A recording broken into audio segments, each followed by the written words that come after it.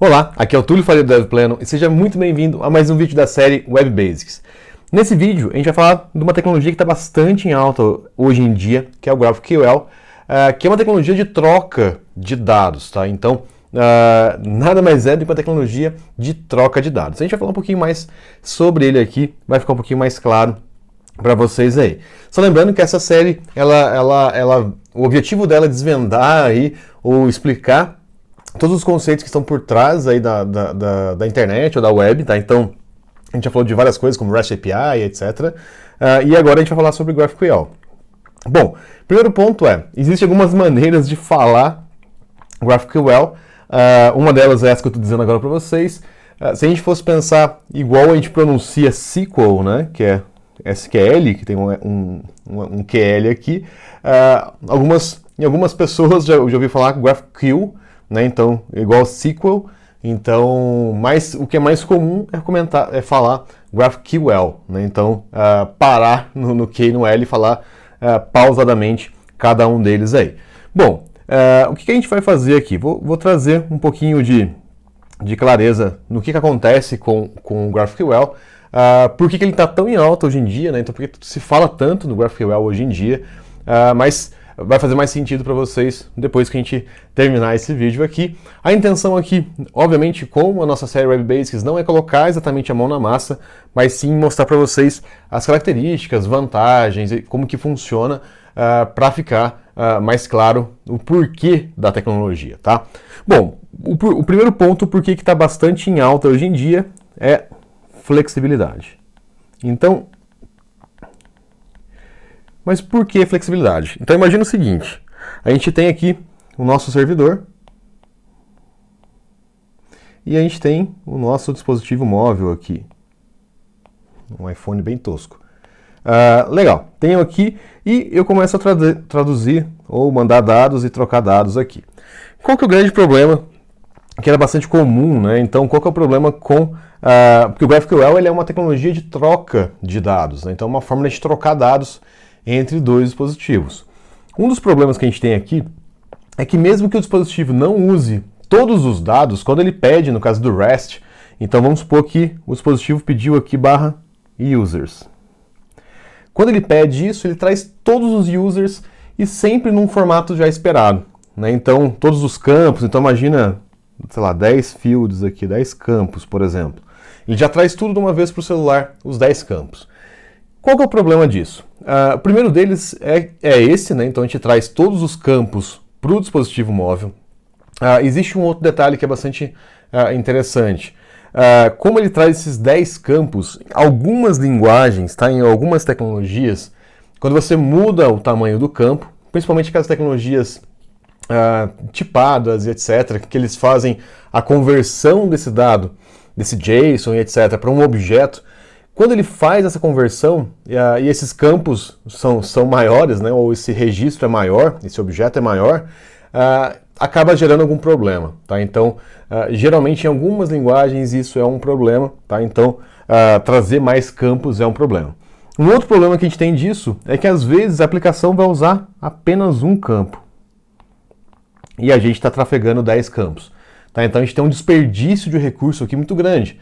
Tá? Então o celular precisa do nome dos usuários e ele está trazendo tudo dos usuários.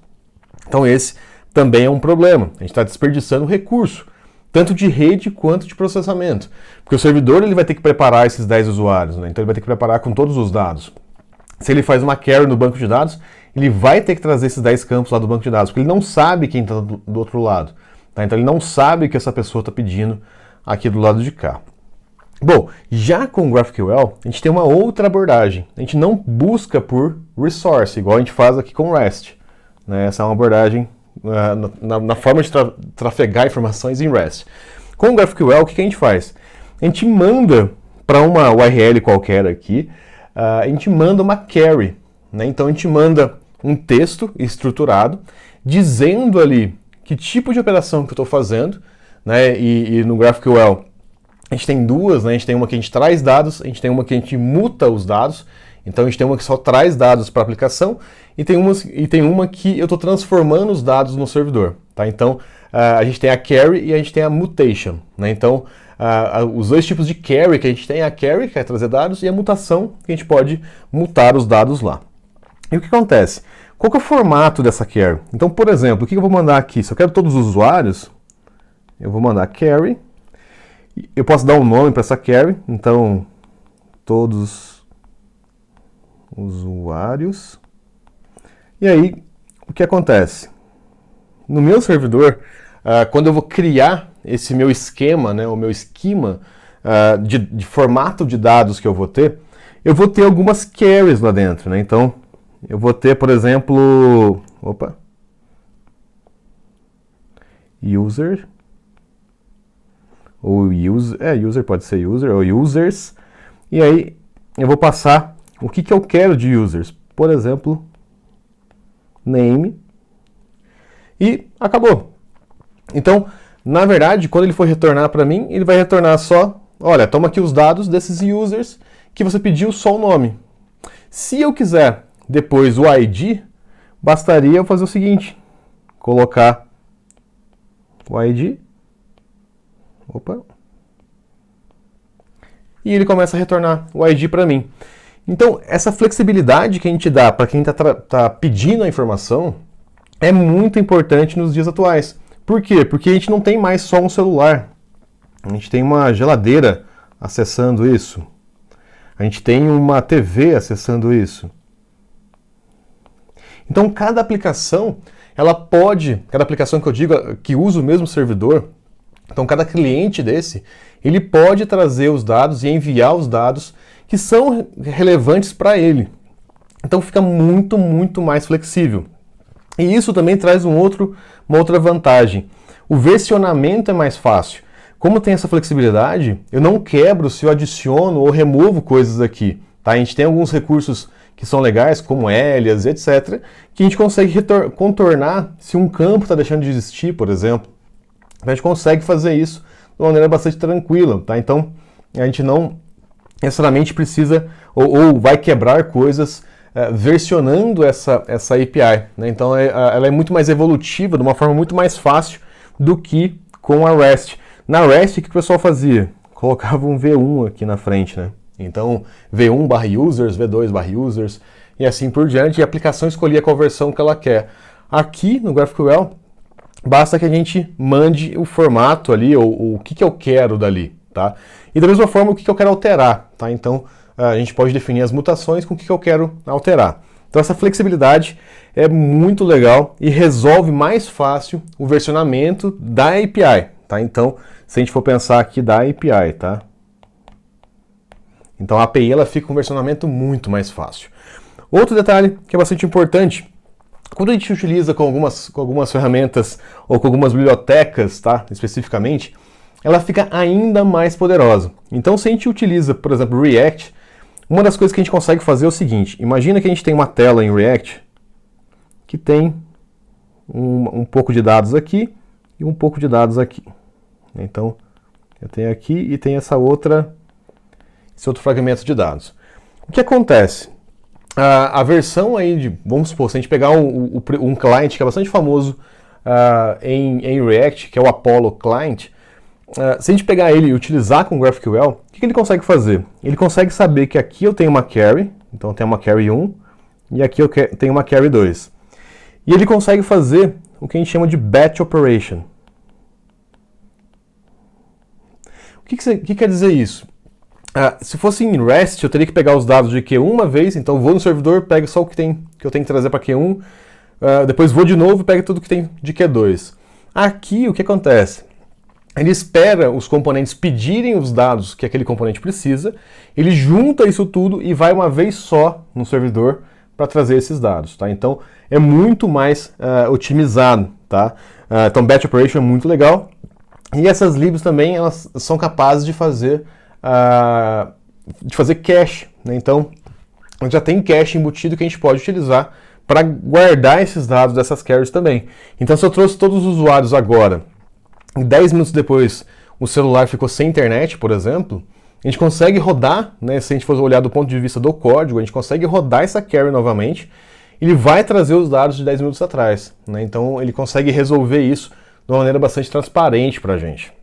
E o que é legal, né, a gente pode atrelar para cada componente, então para cada pedaço ou parte de interface aqui, uma carry, né, e ele vai juntar essas carries para fazer a carry maior final, digamos assim. Então é bastante importante isso.